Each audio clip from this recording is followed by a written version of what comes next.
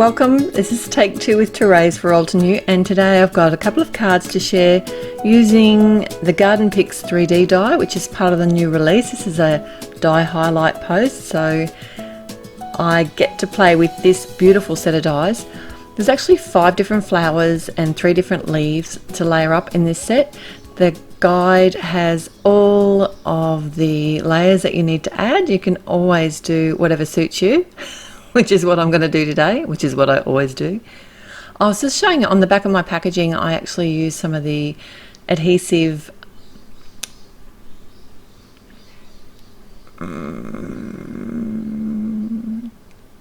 it's adhesive and it's magnetic. It's magnetic sheet adhesive. That's what it is.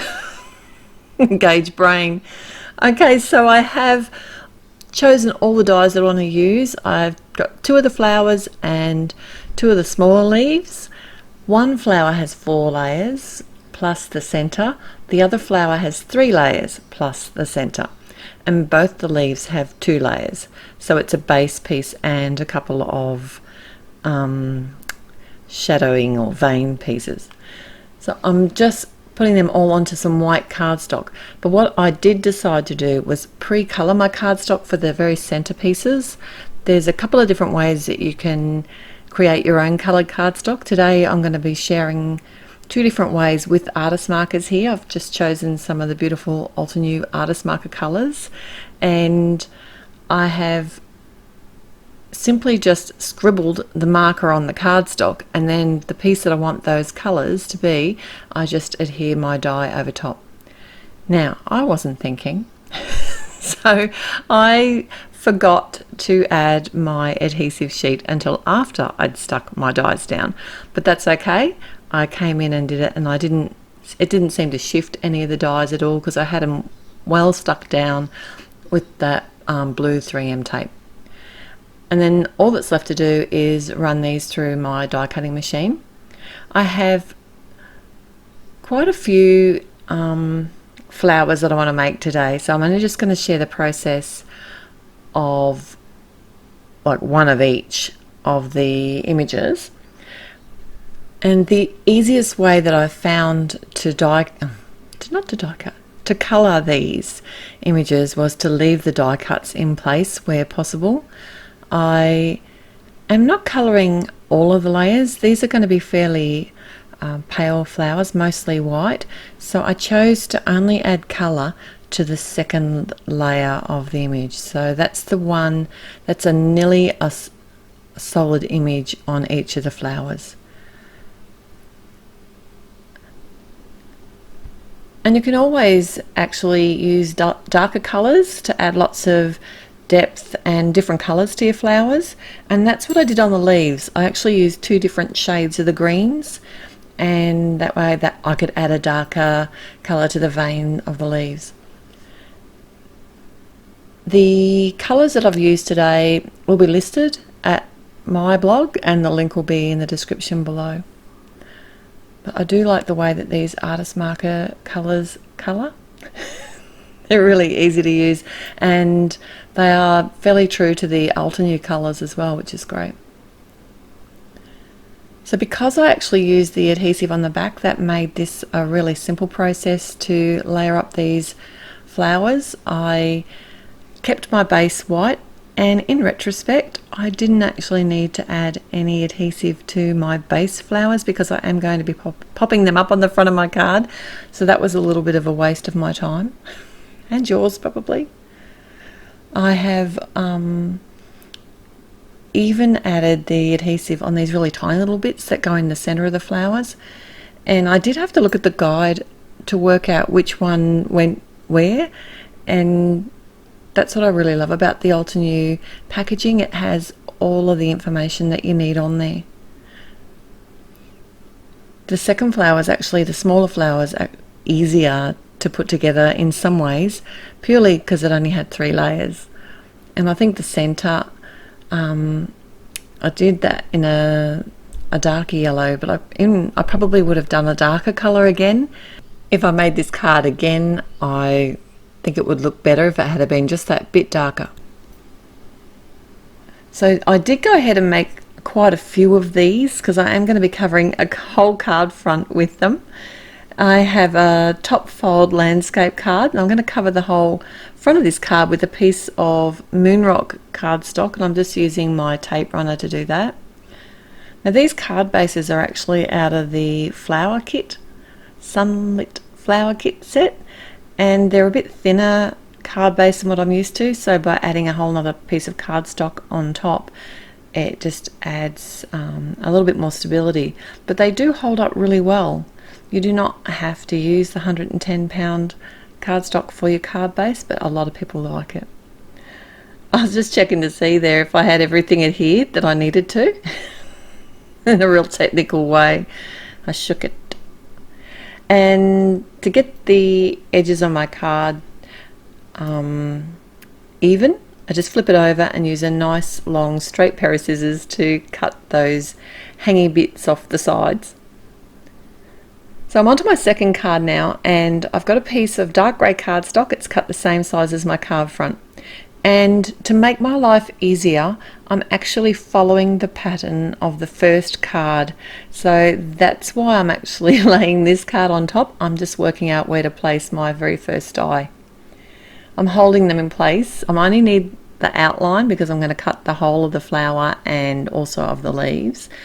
But because the second layer in these dies has the whole outline, I can actually use them to create my windows as well, and that just saves me a few passes through my die cutting machine, and it helps me get my spacing a little bit better because I can get more pieces in place as I'm doing my die cutting.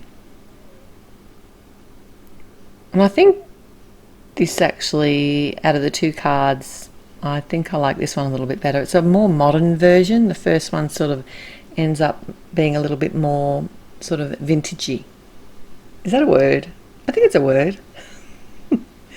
So this card I'm going to make into a portrait style with a side fold. So I had already looked at what the die cut panel was like on the other card, and I knew which way I wanted to face it.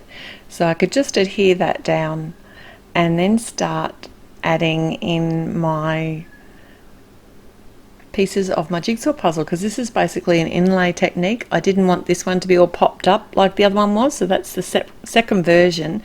I thought I'd make it a flatter version and in different colours and facing a different way and using a different sentiment. So it's quite different, but it's kind of not.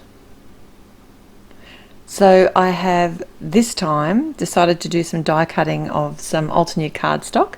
I have the rouge colour, which to me is almost like the new colour of the year, which is almost that coral colour, and it's really pretty and it goes really well with greys and neutrals and with colours that are on the same spectrum. As I think it goes well. I have tried to mix it with other colours, not so successfully, but it does look really pretty with the Lagoon cardstock that Altenew have. So this time, because I was playing around, I wasn't really sure where I was going with my colours. I knew I wanted the base colour to be very white. That's why when I did my die cutting of the rouge colour, I did the second layer of the die, so that way the little bit of white's going to show through. And I'm not adding all the top layers either. I'm only adding one of the top layers on the large flower, and the center of the flower I came back in with the dark grey, and I didn't bother adhering that with the stick it or with the double-sided adhesive because I forgot. So I'm just using my liquid glue, and I did the same with the leaves because I was in two minds. I thought before I committed to actually inlaying the coloured leaves, I just thought I'd finish off all my flowers first, and that's going to give me the total look that I'm going for. And this is what I was thinking, like, do I just leave the leaves white? I actually quite like them white, but in the end the green won out. So I did come in with my matte medium and just filled in all my leaf jigsaw pieces into my inlay die cut. And I do like both versions, but let me know what you think. Do you think it would look better with the white? I don't know. I'm heading to the green. And I decided not to put any of the veins on these leaves either. I wanted it to be a little bit more modern looking.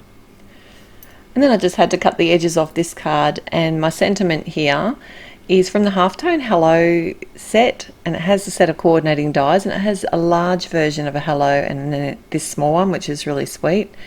And I actually stamped this with the charcoal suit colour from the Gentleman's Grey set of inks, and I also stamped this other portion of the sentiment, which came from the You Are stamp set, which I use quite a lot. I like a lot of the sentiment stamp sets from Altenew. Are really versatile. I just love them. I use them all the time, and they've been out for years, but I just keep going back to them. So I decided to pop that portion of the sentiment up, and I also used some really tiny little cut up squares to pop up the word hello. I didn't want to pop it up on fun foam because I wanted that sort of empty look behind the word. I don't know if that makes sense either. And then all that's left to do is add a sentiment to my second design, and this time I've got some of the Forest Glades cardstock, and I'm heat embossing a golden peach sentiment from the Sentiments and Quotes set. And I mucked around with it for a little bit, but decided to pop it up on another piece of the Forest Glades cardstock. So this has a lot of layers, this card. Probably not something you want to post unless you put it in a box. So please like this video if you like it, and subscribe to the channel so you can see lots more card making inspiration. Till next time. Bye.